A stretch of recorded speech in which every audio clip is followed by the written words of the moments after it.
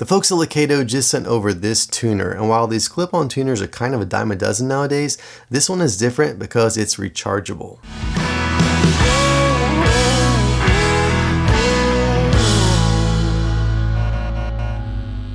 So yeah, clip-on tuners are great. They've been around for a while. I think of Snark as the brand that kind of started it all. They're convenient, right? I mean, you throw one in your case or your gig bag, pull it out, put it on your headstock, you tune, it's reliable, it's portable. The only thing is most of them take batteries, and those batteries of course die over time. And to add to that, most of them are the lithium kind, the circular kind, that you can't maybe just get at your local Walmart or Target, wherever you shop. Maybe you got to go on Amazon and buy in bulk, and then by the time you get through all the batteries, the ones at the end are dead. I've even known people who have said the heck with it. It's more convenient to just buy a new tuner versus dealing with the hassle of buying new batteries. So the thing that sets this one apart, of course, is the rechargeability. You can plug it in just like you would your phone or maybe your earbuds, and you've got 10 hours of workable life, so the box says. And I just think it sets it apart from the other tuners out there, and it makes it one that I personally am very interested in. So we're going to jump over and open the box, see what's in the box, look at some of the features, and then see how this actually performs. Okay, let's take a look at what's in the box. As you can see here, the model number is WST-6800, and it is made by Lekato, and there you see rechargeable. So this is the first time I've actually opened the box. I'm assuming there's a tuner, maybe a charge cord, and that's about it. Well, we ripped the box. Oh well. Okay, here we go. Going to put the box aside. It's upside down. So yes, we do have a charging cable, not an actual charger. And then we have the tuner itself. I'm going to put this aside as well. Now, I do not know if this is charged at the moment, but to find out, looks like here is the power button. You know, one thing is, I didn't see a manual, but yes, there is one. Here you go. I wonder if this is going to tell us how to turn it on. Let's see. Okay, yes, there it is. Hold the power button for 2 seconds. Let's try that. 1,000, 2,000. Oh, came on before I thought. All right, so we do have this protective cover over it right there. And we've got this normally, or what you would expect for a clip. It does have the rubber on it to protect your headstock. Pretty typical of most of these clip-on tuners. It does swivel this way, and then it tilts this way. And no, it doesn't tilt on this axis here, but we go back and forth this way, and then we can swivel that way as well, or in that plane, our axis. So although I don't have it attached to a guitar or stringed instrument at the moment, I think we can probably go through some of the features. You can see here at the bottom the battery indicator. Right now it's maybe half full. Over here is a C. I think that's chromatic, but let's go and push this mode button again right here and see what happens. So now we have G, B, U, V, and back to C. So if we take a look at that, apparently that means chromatic, guitar, bass, ukulele, and violin.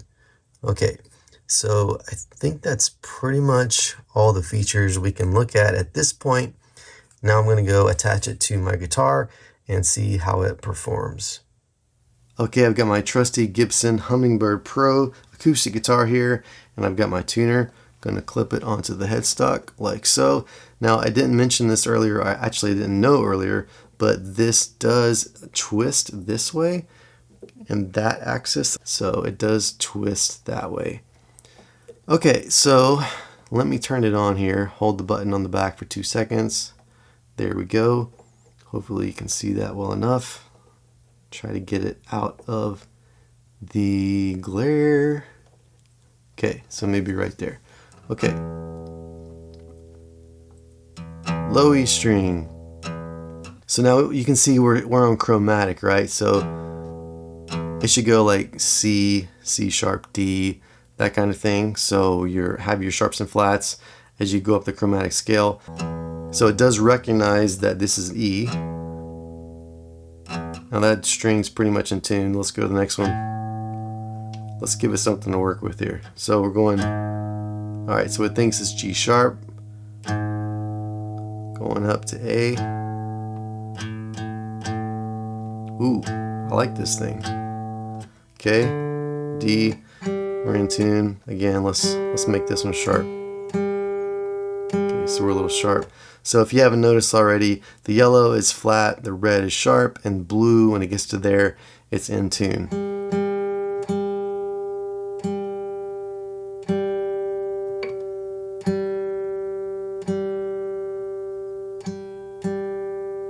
Okay, pretty good. B, E. So not a lot to see there. Let's go to a different mode. If I can click the right button. Okay, I think I did. No, I need to click the same power button. Okay, so now we're in guitar mode. Let's see if it recognizes this. Okay, so now you can see it says 6, hopefully, 6 E string. And again, let's just make it out of tune. So it still recognizes it, even though it's really flat, as the 6th string. Going up. Okay. And same, the A string. Yep, see, it says it's the 5th string, A string, even though it's really flat. Okay, so for the D, it's not so flat. It does say it's a D string, 4th string. G, I guess I didn't detune that one. So 3rd string G. B is really flat. Let's see if we can go really sharp, see if it recognizes it. I don't want to snap a string, but okay, so now it's really sharp, but it still recognizes it as B in the ballpark. So we're going down. Yep. It's pretty responsive, just like a normal one I'd be used to, like a snark. Snark, I think, is kind of the standard bass line, and this seems to function pretty much the same way. Cool. So I don't know what else to show you or what to say. I have seen some people who said that it doesn't work on the back of the headstock. So this is going to be difficult to show you, but I'm going to move it to the back. Maybe we can, yeah, this is going to be hard to show. Let's do like this. Okay. All right. So we've got it back here. We can move it this way, right? We can move it this way. And then we can move it, if I hold it, we can move it. This is really difficult. We can move it this way, okay? All right, so with all that, I think they said the most inconvenient part was that they couldn't hit the buttons for some reason. So if I do like that, the buttons are still right up here. Sorry, I don't have it in camera. So if I do like that, the buttons are still right here. They're accessible. You see, I'm putting it in a different mode. Hopefully you can see that. So I'm putting it in, yeah, it's switching to ukulele, violin, back to chromatic, back to guitar. So let me see if I can see that. Twist, do a little twisting. Yeah, I can totally see that. And I can still get to the buttons on the back. So maybe I can turn my guitar just right so you can see it there. I know there's a little bit of glare there, but maybe I can focus my camera better. Yeah, I could see that from where I'm sitting.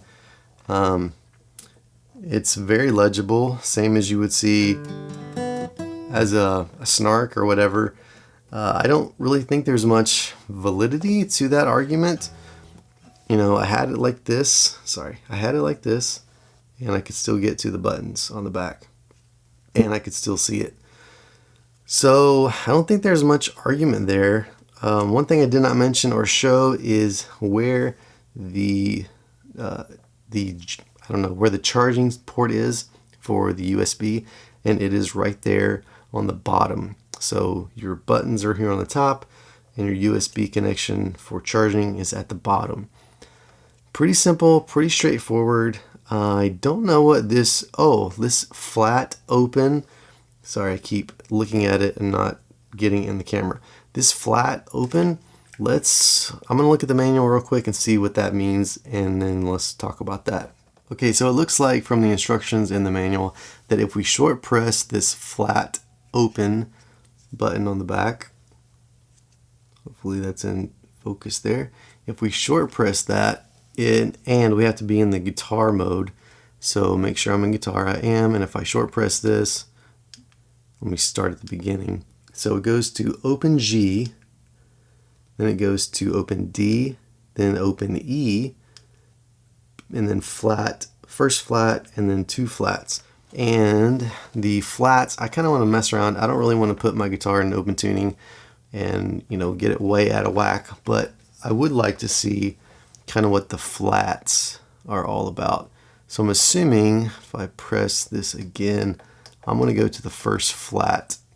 Okay, so I'm at the first flat and I'm going to hit my E.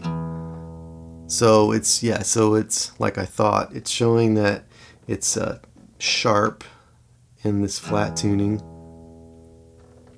So if I go,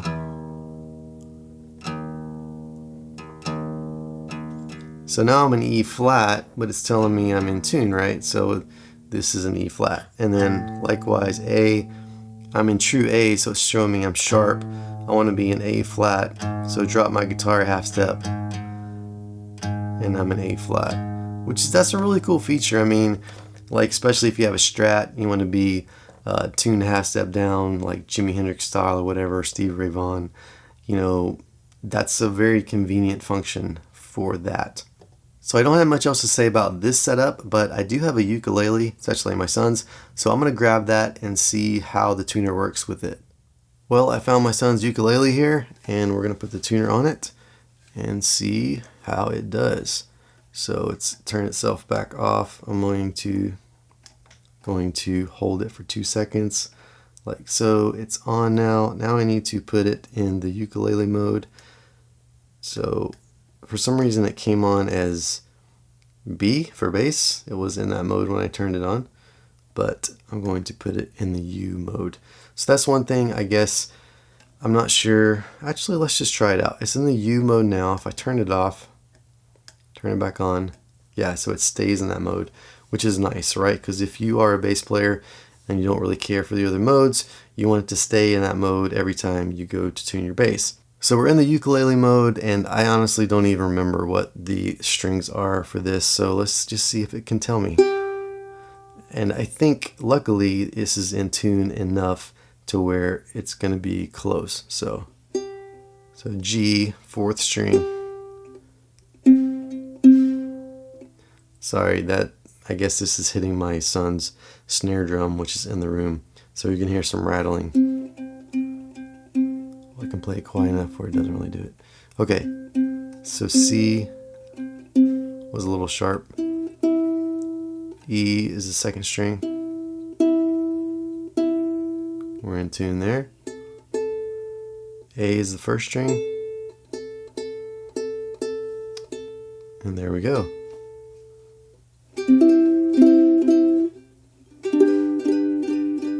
Okay, good deal.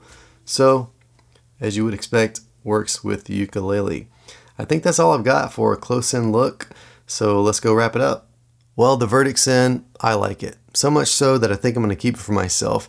You know, I've done a couple of product reviews for Lekato before and given them away, but this time I think I'm going to get a lot of use out of this, particularly with my acoustic guitar. I play it at church a lot, and we have this LR Baggs floor unit that has a really good EQ preamp on it that we use, but the tuner is actually just really crappy. It's slow to respond. Sometimes it doesn't respond. It's very disappointing for LR Baggs because they make such great pickups, but the tuner on that unit has failed, or it doesn't perform like it should. So I'm going to throw this in my acoustic gig bag, case, I have a case for it, and probably get a lot of use out of it, like I said. So I would highly recommend this to anybody. It goes for about 20 bucks, so try it out. I mean, if you've got a Snark tuner that the battery's dying on and you keep going through the batteries, or whatever brand you have, I would recommend this. It works just as good as those. I've had a couple different brands, Diodario, I think, some other brands that I've had. This one I would put up there with all of them, and I think it hangs in there with them. So that's all I've got for you. Thanks for watching. If you would be so kind as to like, comment, or subscribe, I would really appreciate it, and we'll see you next time. I might just make a move, baby. Alright, to get closer to you, baby. Alright, but I'm just not that smooth, baby. Alright, I've tried, but I can't do it, baby.